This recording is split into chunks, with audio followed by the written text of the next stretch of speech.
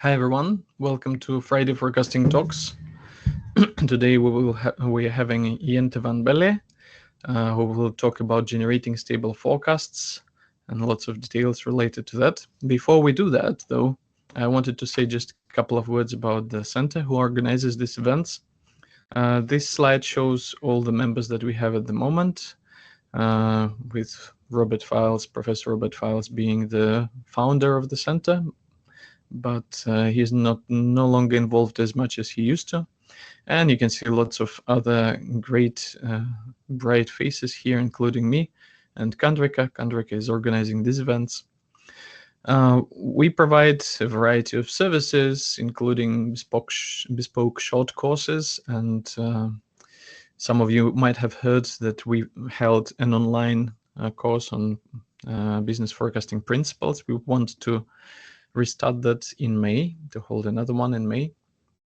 We have some opportunities for summer projects. We have expertise in software development and so on and so forth. You can see lots of things here. And our expertise spans from elements of marketing analytics to inventory management. But I would say that the main focus is demand forecasting and supply chain forecasting. So topics related to that. So if you're interested in anything in those directions and want to work with us, please get in touch. How to get in touch? Well, scan this QR code and this will lead you to a page with a variety of options.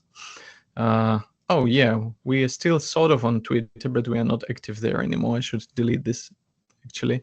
But LinkedIn, yes, the center is present on LinkedIn, and we sometimes post some things. You can always send us an email, visit our glorious website, and also we have a YouTube channel where we are uploading videos from these events, and also we have initiative of recording educational videos in business forecasting principles. So these are the options, and we can now move to the main event of today. So presentation of Jente, and Jente, can you please start sharing your screen? All right. Thank you, Ivan. So welcome everyone to this talk. Today we will talk about generating stable forecasts, what it is, why it matters, and how to achieve it. So currently I'm an FWO junior postdoctoral fellow at the Faculty of Economics and Business at KU Leuven. And if you want to, or if you have questions after this presentation, you can always reach me via email. My email address is here on the slide. But I think we can get started. And well, before we dive into the content, maybe first a quick overview of the talk today. So first, I will, or we will look into what is forecast instability or forecast stability. So we will look at a definition and a little toy example to get familiar with the concept. Next, we will look into, well, why does it matter? Why does it matter? Why should we care about forecast stability? And then finally, in the third part of this presentation, we will look at approaches how to achieve more stable forecasts. And there we will look at approaches, or we will look at model selection, forecast combinations, and finally also model optimization. So how to directly optimize your forecasting models to make them produce more stable forecasts, inherently more stable forecasts. So, well, first of all, what is it? What is forecast instability? And here, well, you can see the definition here on this slide. So rolling origin forecast instability is the variability in forecasts for a specific period caused by updating the forecast for this period when new observations become available. So this is a forecast instability, or forecast stability is a characteristic of forecasts in a context in which we generate multi-step ahead forecasts on a rolling basis. And this is also visualized here on this slide, where we see 1 to 6 step ahead forecasts for a time series from the M3 competition, and it's on a rolling basis. So our forecasting origin is updated each time a new observation becomes available. And if you focus on the red vertical line, it immediately is clear that the forecast distribution for this target period is well, changes sometimes a lot, depending on the forecasting origin that is used. Well, why is this important? It's important to realize that this behavior remains under the radar, so it goes unnoticed if we only evaluate our forecasts from a forecast quality or a forecast accuracy perspective. And to illustrate this, let us first look at a toy example. The toy example here is, so the setting is visualized here on the slide.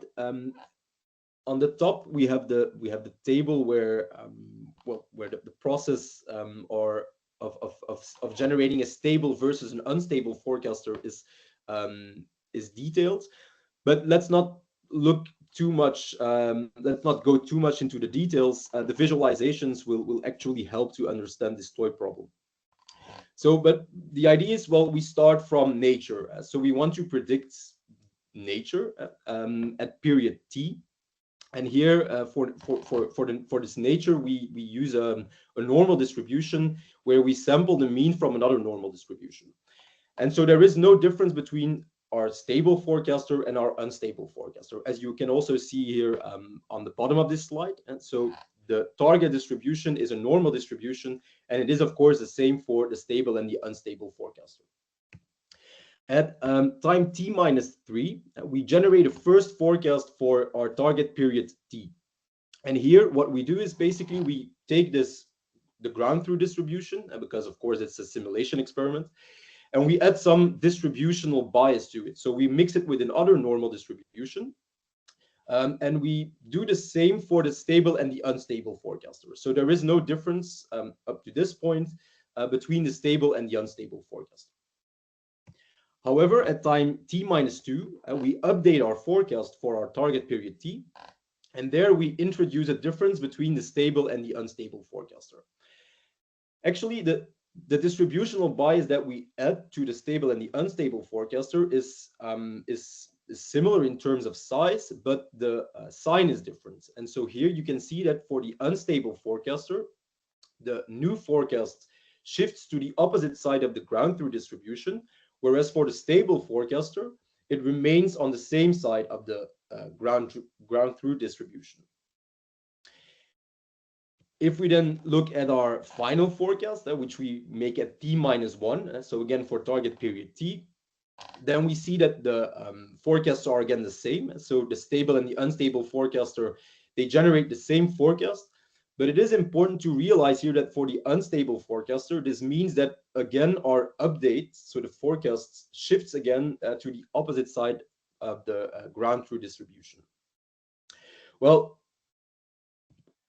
why do we simulate this behavior in this manner? Well, that is because typically forecast updates result in better forecast quality or forecast accuracy, because they are based on a shorter forecast horizon. So that is the behavior that we try to mimic here. But this updating typically also introduces instability. And this is the case for the stable and the unstable forecaster.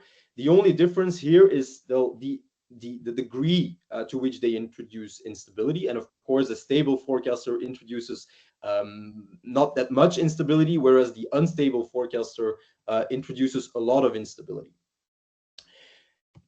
If we now evaluate these forecasts, so we simulate this process for 10,000 periods, and then we evaluate the forecast in terms of forecast quality. And for forecast quality, we use a CRPS, so the conditional rank probability score, which basically is the MAE variant for probabilistic forecasts, and can be obtained by integrating over the quantile scores for all quantile levels.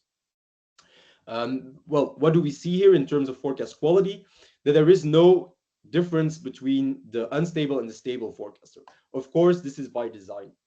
However, more importantly, what we also see is if we look at this, if we look at the forecast, or if we evaluate the forecast from an instability perspective, and we do this by computing the Wasserstein 1 distance, which is a distance metric for to compute the dissimilarity between two distributions.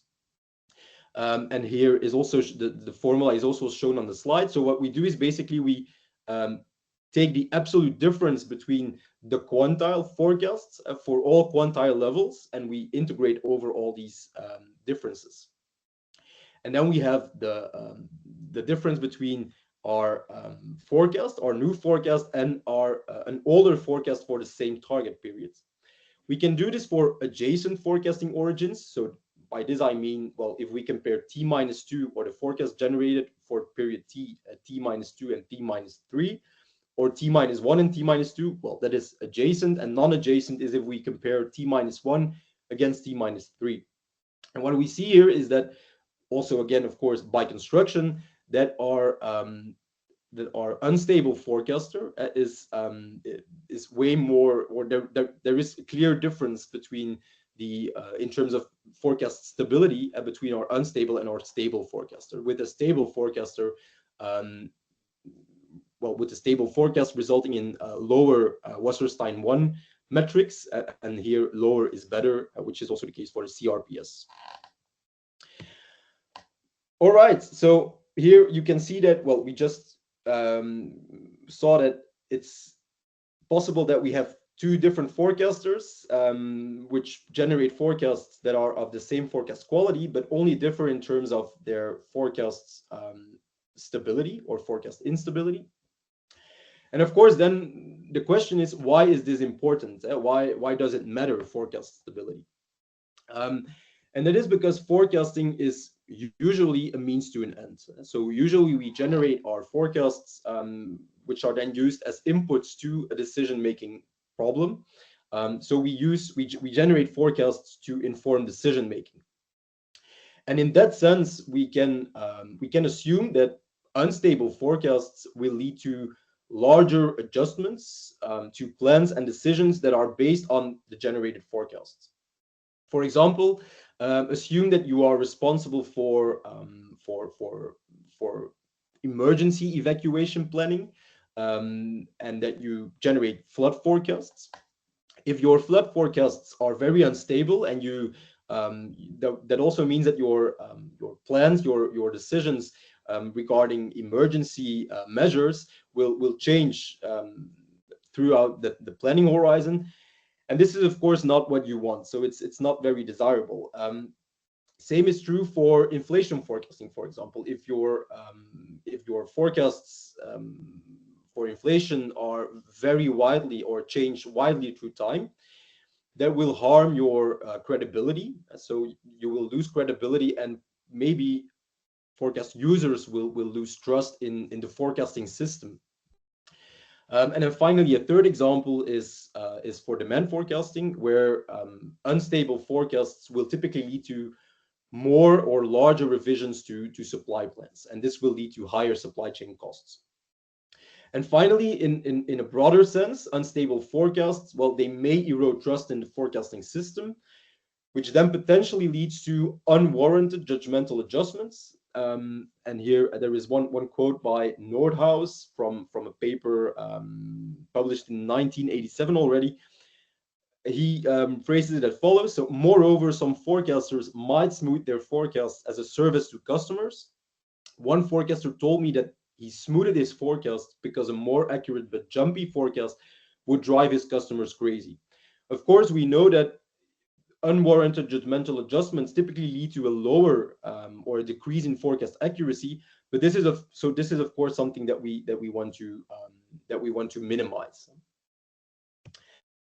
Well, to make this more specific, let us take our toy example to the next level, and let us now use the stable and the unstable forecasts in a decision-making problem.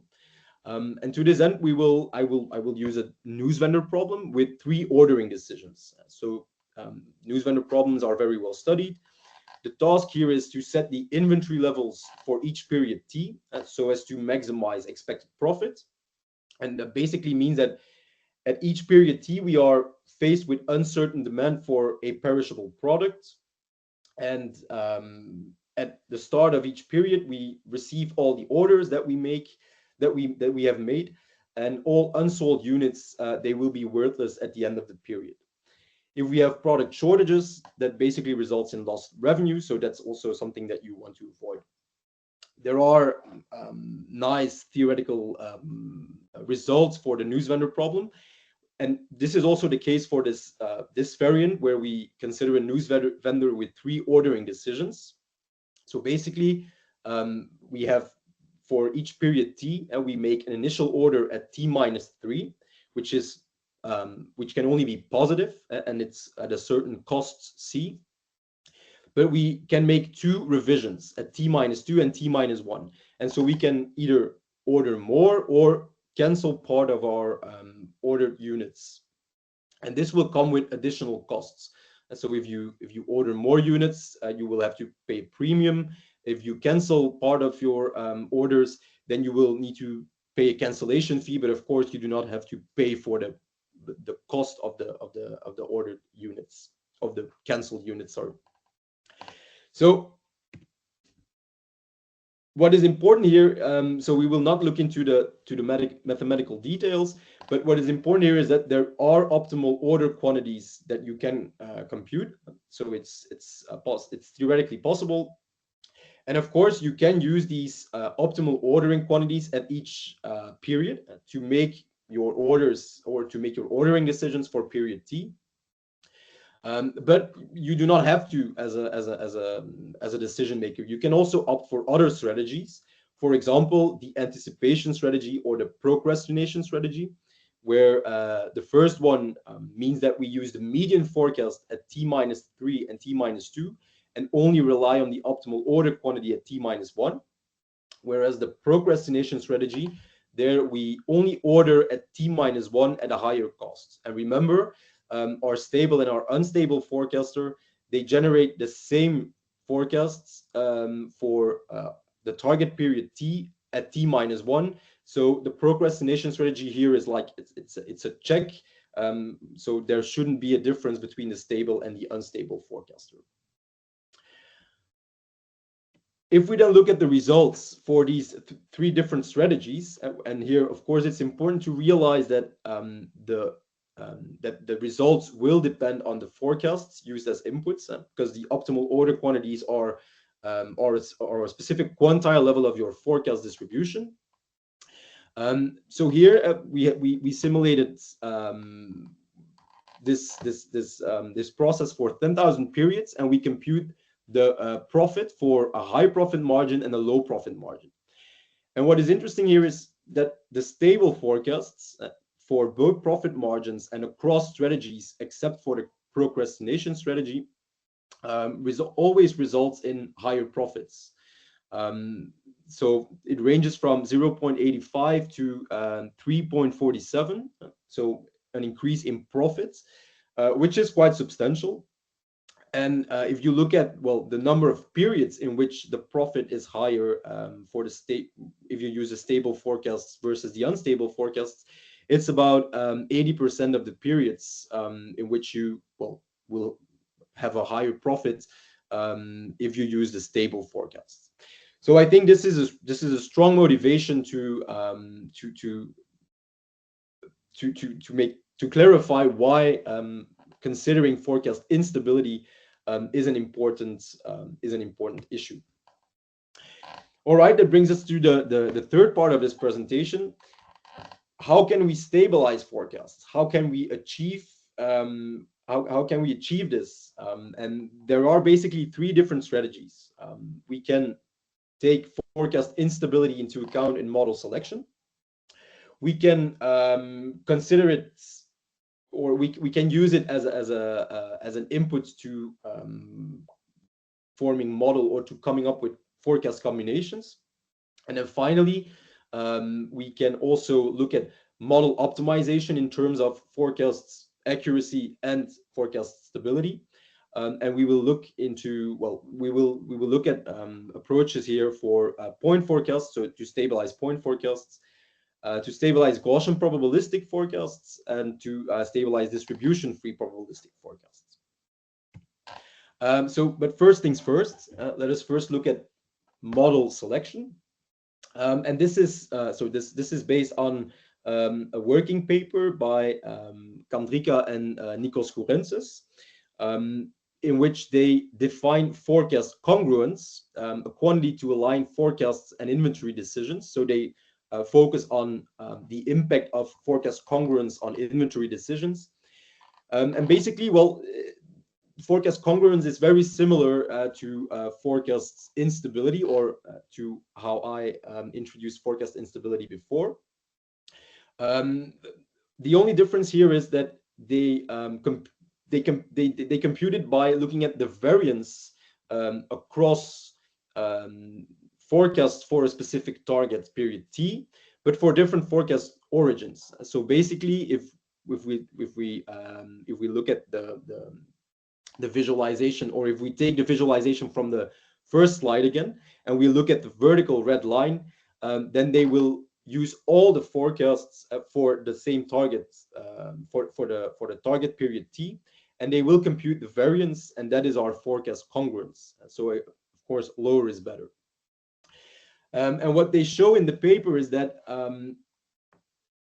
they use inventory simulations for simulated ARIMA demands, but they also use a real data set from an FMCG manufacturer. And what they show, or what they conclude, is that accounting for congruence in addition to accuracy in model selection, so it's only used in model selection, can lead to favorable inventory performance. And why is this important? Well, because then we do not need to rely on expensive inventory simulations. So it can be used as a proxy. So combining forecast accuracy and forecast instability to inform model selection can be used as a proxy for expensive inventory simulations. And this is just one example for the simulated ARIMA, seasonal ARIMA demand, which is shown here. And there they generate forecasts for with different ETS variants, but also with the MAPA algorithm, and the DGP, because it's a simulation experiment, of course, is a theoretical forecast which we cannot make in reality, but it's a nice check here. And what we see is that while MAPA only ranks fourth in terms of RMSSE, so in terms of accuracy, it ranks. It's the best method in terms of congruence, so in terms of stability. And if we then look at the inventory performance, which is quantified here by looking at the scaled stock on hand and the scaled lost sales, then we see that MAPA outperforms the other methods. So because it achieves the same target service level with less stock on hand, and the difference in lost sales is negligible. So this is a very interesting result. And what is also important here, or what is also interesting here, is that if we look at the congruence of the DGP, which is a theoretical quantity, which we cannot know in practice, the MAPA actually is over congruence, so it's more stable than our underlying DGP, but this does not harm the performance in terms of inventory decision making. So this is for forecasts for model selection. Another strategy that we can use is forecast combination, and this is based on another working paper by Rodewa, Bergmeier, and co-authors. And what they propose is a post-processing approach to stabilize newly generated forecasts by combining them with the most recent previous forecast for the same targets using a weighted average. So what we basically do is, well, if we want to generate a forecast for period T, then we look at then we use an older forecast for that same target period to stabilize the new forecast. And this is what you see here. They have two variants, partial interpolation and full interpolation. And partial interpolation, so where the y tilde is the stabilized forecast. So partial interpolation is a weighted average of the newly generated forecast and the old original forecasts, whereas full interpolation is there we stabilize our forecasts by combining the newly generated forecast with the old stabilized forecast. So this is there you take into account all forecasts that you have made previously for the same targets. Here you have a single hyperparameter that controls a trade-off between stability and accuracy, so the WS. And this is, of course, a parameter that you need to tune, or that you need to select based on some procedure. But what is interesting here is that this approach is model agnostic. So it doesn't matter how the forecasts, so the y hats here, are generated. It can be a local forecasting, they can originate from a local forecasting method, global forecasting method, or even a fully judgmental forecasting pipeline. Here we look at one experiment that they report in the paper, and it's an experiment on the M4 monthly data set, and they for base forecasts that are generated by using the global model NBeats. And what we can see here in the figure is they visualize a Pareto plot, a Pareto front, sorry. So on the x-axis we have accuracy in terms of the symmetric mean absolute percentage error. On the y-axis we have instability in terms of the symmetric mean absolute percentage change, which is just the same formula as the symmetric MAPE, but where we replace the actual by an older forecast. And for both metrics, lower is better. And what is interesting here to see is that it's not very easy, I think, because it's the text is quite small, but in the upper left corner we have the base forecast, so the base and beats forecast, and if we draw a vertical line so parallel to the y-axis, methods that lie to the left of that line are more stable, but do not are more stable and are at least as accurate as the base forecast. And you can see here that partial interpolation and full interpolation with a weighted with a WS equal to 0.2, so with the hyperparameter equal to 20%, results in an improvement in stability without harming accuracy. So this is one way to select a hyperparameter to select a value for the hyperparameter WS. But in principle, actually, you can select any method on the Pareto front, which is obtained here via a rolling origin evaluation on a validation set. And it's up to the user, to the forecast user, to determine or to trade stability for accuracy. But it's also possible to improve stability without a considerable loss in forecast accuracy. And then finally, we can also look at approaches that, or we can also use approaches where we directly optimize our model to generate more stable forecasts. And the key element here is that we cast the problem as a bi-objective optimization task by using a composite loss function. And so the idea is very simple. We have our loss function, and now we have two loss terms. One term that looks at forecast errors, so to optimize accuracy or quality, and another term that looks at forecast instability, where we compare forecasts, so y hat, to an older forecast. So we quantify dissimilarities between forecasts for the same target, but originating from different forecasting origins. And again, here we have one hyperparameter, which is here lambda.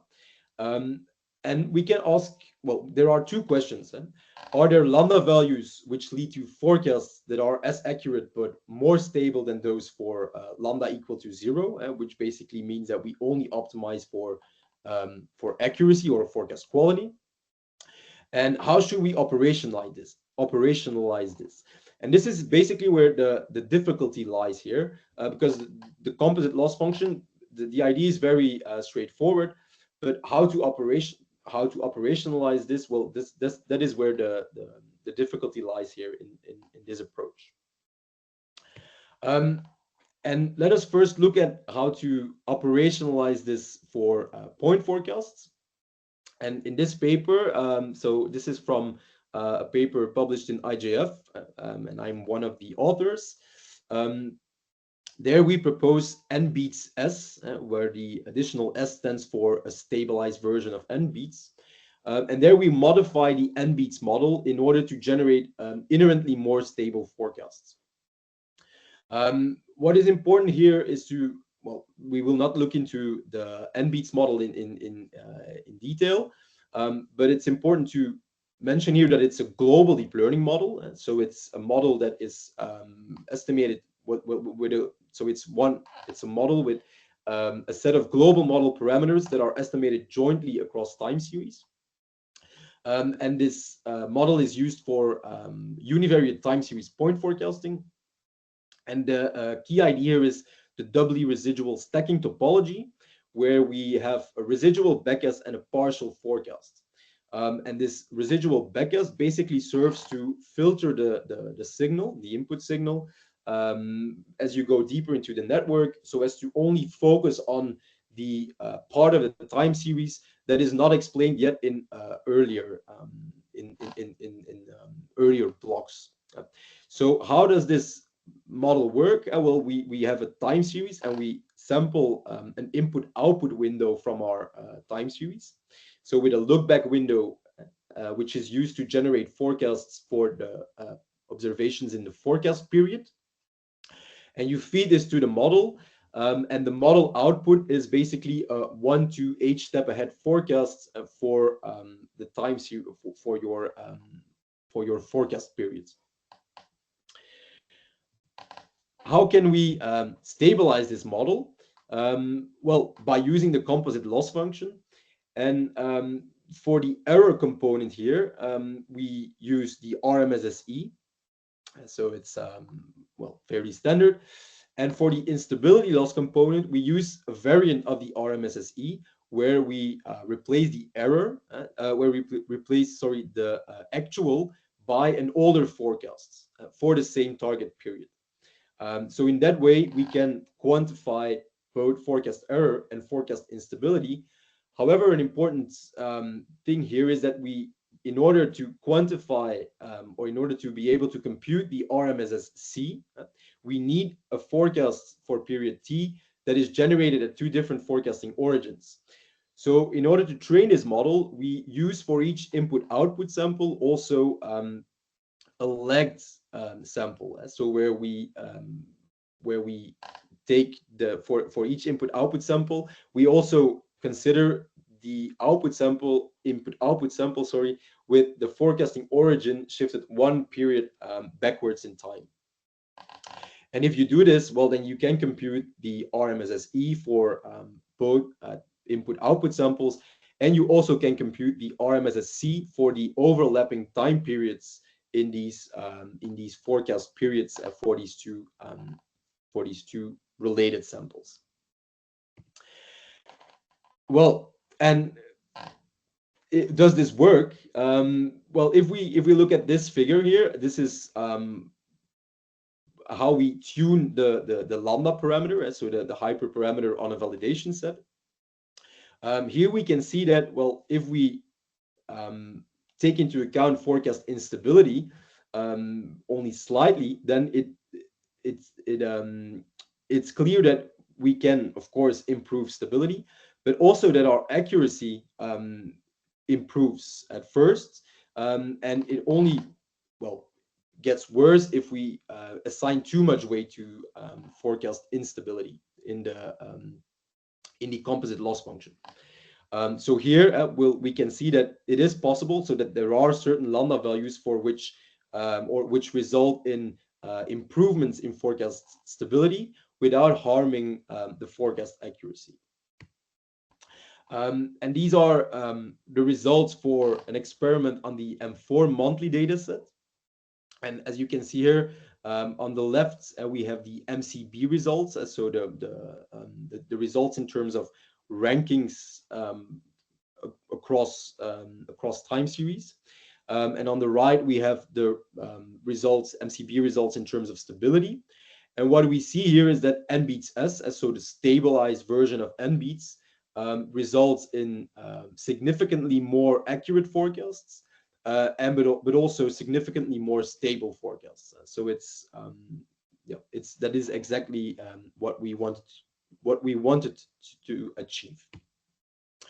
If we take this one step further, and this is a working paper which is available on arXiv. There we look at the hypothesis, or the hypothesis in this working paper is that dynamically tuning lambda, so instead of just selecting a single value as we did on the previous slide, we can also dynamically tune our lambda, which basically means that we assign a different value to lambda in each training iteration, in each iteration of our stochastic gradient descent procedure. And if we dynamically tune lambda, the idea is, well, that we can prioritize forecast accuracy during the early stages of training, keeping in mind the goal of improving forecast stability without significantly sacrificing accuracy. And well, the hypothesis is that this can lead to improved performance compared to using a tuned static value for lambda. And I will not go into the details, but there are a lot of dynamic loss weighting algorithms, which are algorithms that dynamically tune, which can be used to dynamically tune the lambda value, so the hyperparameter. There are a lot of them available. And we see here, again, an experiment on the M4 monthly data set, that we can use them to improve to further improve our forecasts in terms of stability over the method with a static tuned lambda value, without significantly harming accuracy. And on the left here, this is for one dynamic loss weighting method. What is interesting to see here is on the x-axis, we see we visualize the training iteration. So from 0 to approximately 20,000 here, weight updates. And on the y-axis, we have our lambda. But we also visualize the orange shaded area, basically visualizes the weight that we assign to stability, which is a result of the which is an output of the dynamic loss weighting algorithm. And it's interesting to see that this corresponds to our hypothesis. So initially, it assigns less weight to stability. First, we need to achieve a decent forecast accuracy in order for forecast stability to become important, or to become helpful in training our model. We can also do this for Gaussian forecasts. And so here the idea is, how can we operationalize this? Well, we can first modify the N-Beats model by making it a probabilistic forecasting model, by just replacing the point predictions by now a median prediction, but also a prediction for the variance for each period in our forecast window. And we can again use the composite loss function, and now we operationalize this by for the error component, we use a likelihood-based optimization, similar to the deep AR way of optimizing your network. And for the instability loss component, Well, there we can rely on closed form solutions for the Kullback-Leibler divergence and the Wasserstein 2 distance between two Gaussian distributions. So this is in a Gaussian setting, there are closed form distributions, closed form solutions available to quantify the differences between two distributions. And so this can readily be used in your loss function to optimize your model for both accuracy and stability. And again, here we have an experiment on the M4 Monty dataset. And well, the conclusion here is that we can so that we can use KL divergence, but we can also use the Wasserstein 2 distance, or we can even only stabilize the mean of our distributions. And in all cases, it results, or it is possible to achieve improvements in both forecast accuracy, or at least in improvements in forecast stability, without considerably harming forecast quality. And then finally, we can take this one step further and consider distribution-free probabilistic forecasts. This is still work in progress, so there is no working paper or no published paper available yet for this. But here the idea is that we also operationalize this for distribution-free probabilistic forecasts, where we model our forecasts as conditional quantile functions, which are approximated by linear isotonic regression splines, so piecewise linear functions. And these piecewise linear functions, they are parameterized by training a neural network. And then again, well, we can rely on the CRPS to as an error component, or as a quality component in our loss function. And to quantify forecast instability, we can rely on the Wasserstein 1 distance, or another metric to basically follow the same procedure to combine both forecast accuracy or forecast quality and forecast instability in the optimization of your model.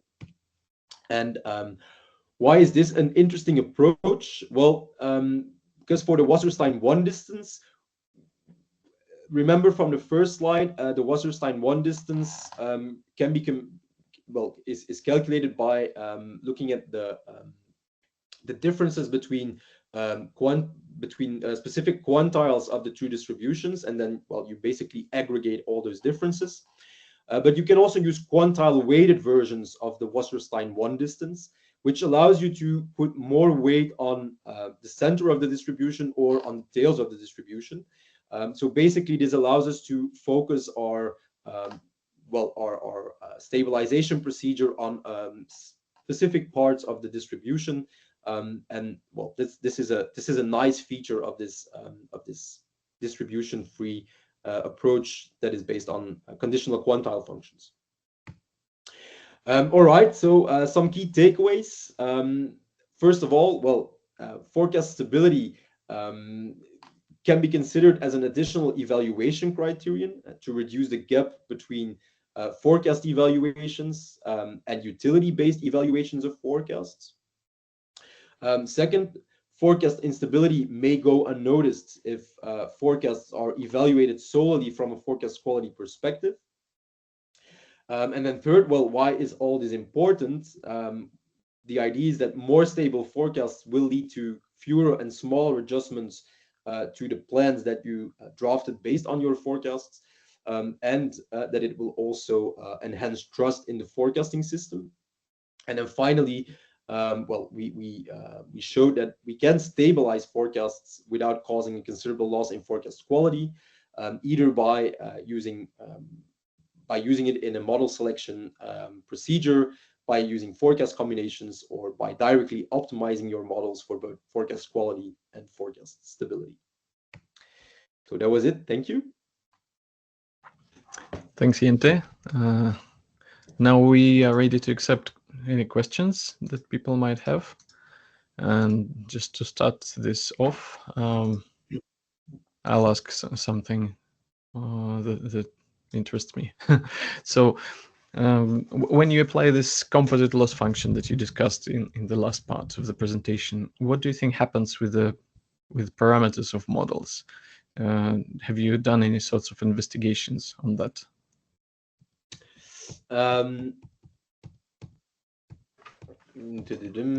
Sorry. So do you mean that it acts as a sort of shrinkage estimator, or is that what you are what you're Yeah, heading to? that's what I thought, that it might act like this one, but that's my hunch. I don't know. So I'm interested in your opinion. That's a good question. That's a good question. Well, we haven't looked into it, and it's also, well, it's not very easy to study it because it's a deep learning model. So there are well, millions of Yeah. parameters. But yeah, it's an interesting topic to explore further, I would say. Okay. What the actual dynamics are, or the effects on the parameters, on the model parameters. Yeah, that it would be interesting to explore indeed. Um, you've mentioned stability, sort of different measures for stability, right? But if I Mhm. understand correctly, the ones that you discuss mainly focus on, just forecasts produced from yesterday and from day before yesterday. Or did I misunderstand? No, Can no, you that's correct. can you That's take correct. more of them into account somehow? Um, yes, that is possible, and that is exactly what the difference between, well, the definition of forecast stability that I adopt, and the definition of forecast congruence. There they Mhm. take into account all the forecasts basically that are generated for a target time period, a target period, um, that originate from Okay. different forecasting origins. Why do we use the setting in which we only compare adjacent forecasting origins? Well, that is because if we go here um, to the toy example again, then we see that basically this is, or but well, further investigation is needed there. But basically, it is this instability, so the adjacent between the adjacent forecasting origins, that matters, because, Mhm. well, if you make the assumption that each time you update your forecast, you also use it in decision making, because Mhm. then it's basically that instability that affects that impacts your decision making, or your decision Mhm. basically. Um, Mhm.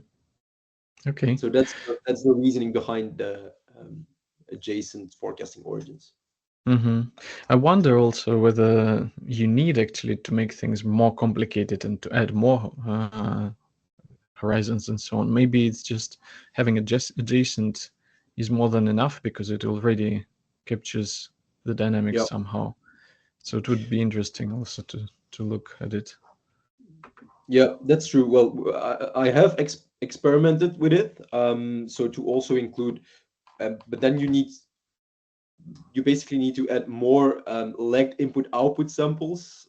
So then Hmm. you also have mm, older for that you have multiple older forecasts for each target.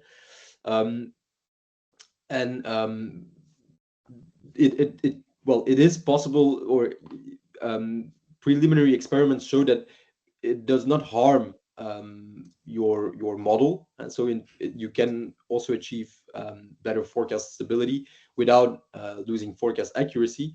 But it's not doesn't add too much value, because by focusing Hmm. on the adjacent forecasting origins, well, you indirectly also penalize for large differences between larger Hmm.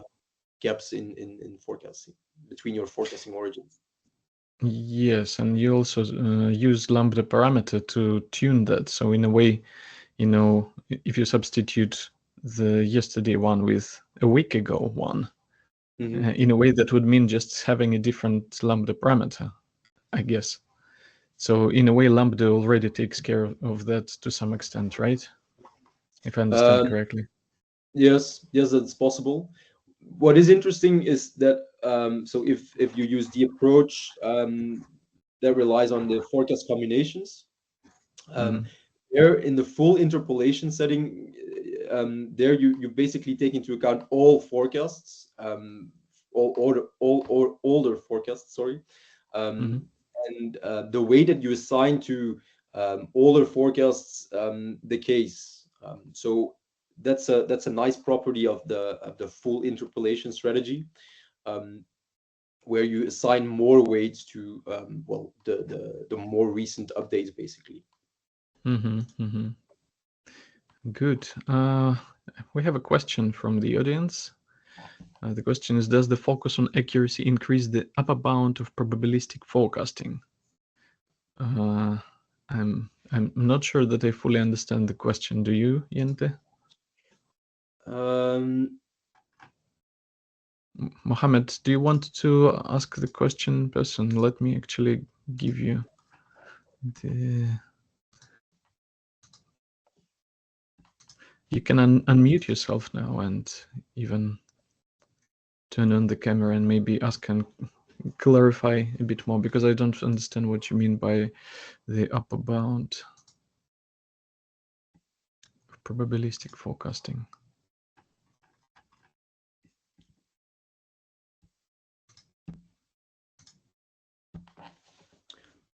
mm, Yeah, Mohammed, you can unmute yourself and ask the question if you can. Okay, you cannot. That's okay. Maybe you can clarify what you mean by upper bound of probabilistic forecasting. In the meantime, well, what do you think, Jente? Does the accuracy, the focus on increasing accuracy, impact the performance in terms of probabilistic forecasting in this setting? I'll um, rephrase it. Yeah. well, I think that it might be related to the Pareto fronts. So you need to select a hyperparameter, and that basically controls a trade-off between accuracy and stability. And the assumption or the focus on accuracy, the assumption there is that, well, the fact that we update our forecasts implicitly assumes that the benefit of updating is larger than the costs that it induces, right? So Mm-hmm. that's why, well, a natural assumption here is to look at methods that improve, or look at values for your hyperparameter where you see an improvement in stability without without without a loss in quality, forecast quality. But of course, there are also you can also argue for a larger value of lambda, so where you stabilize your that will lead to more stable forecasts at the cost of a slight decrease in forecast quality. And for example, one possible or one explanation for why you would opt for a larger value for lambda, is that if your model outputs very unstable forecasts and the forecast users start to fiddle around with the forecasts in order to make them more stable, then you will eventually end up with a lower accuracy as well. So that's why it might be it might be yeah, you might justify in that sense, you can maybe justify a larger value for lambda, which will lead which will lead to more stable forecasts. Not sure whether that fully answers your question. Yeah, we didn't fully understand the question, so we answered what we understood, I guess. Right. Any other questions from the audience? Let's see.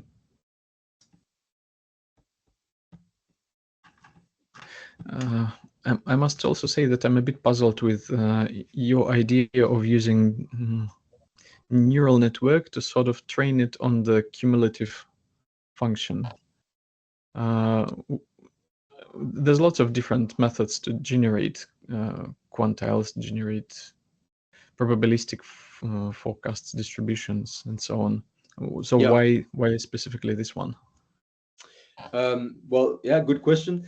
That is because the quantile or the conditional quantile approach, the conditional quantile function approach, allows you to, well, you can approximate the CRPS and the Wasserstein 1 distance by looking at specific quantiles. And the Wasserstein 1 distance, which is used to well, take into account instability in your optimization, can be well, it can be used for in this setting. And then you also have the benefit that you have the flexibility of these quantile weighted Wasserstein 1 variants, which allows you to put more weight on the center of the distribution or on the tails, which might be interesting for, or which might be of interest for specific applications. For example, in inventory management, where you maybe mainly want to focus on stabilizing the tails of your distribution. So that was the reason why we opted for conditional quantile functions to model our probabilistic forecasts. Okay, so you might be more interested in tail performance, for example, and that gives you enough flexibility for that. Okay, Mohammed, yeah, if you have questions, please unmute yourself. Yeah, hi. Hello. Thank you for the presentation. And let me just ask my question. The question is about the forecast horizon. For example, if you want to forecast next 12 months, and we know that the importance of the, for example, first month is higher than other months ahead. So have you had anything with regard to the importance of the points forecast in the future, considering that if you want to have a more stable forecast for the first months rather than 12 months, are they treated the same or no? We have some sort of exponential smoothing, like when we are training the model, learning the previous actually data. Yeah, I see. Well, indeed, not at the moment. So at the moment, all forecast horizons are treated as equally important. So it's not that you focus on stabilizing the one step ahead forecasts, or the shorter forecast horizons.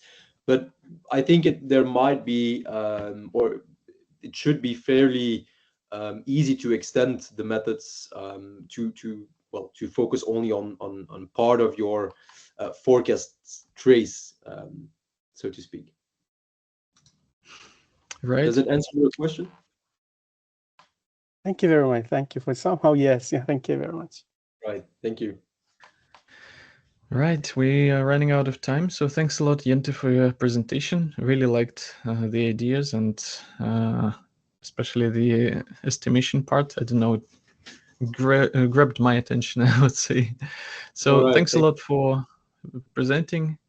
And thanks everyone for joining us today. And we'll be back with more events in future. And see you then. Bye-bye. Thank you.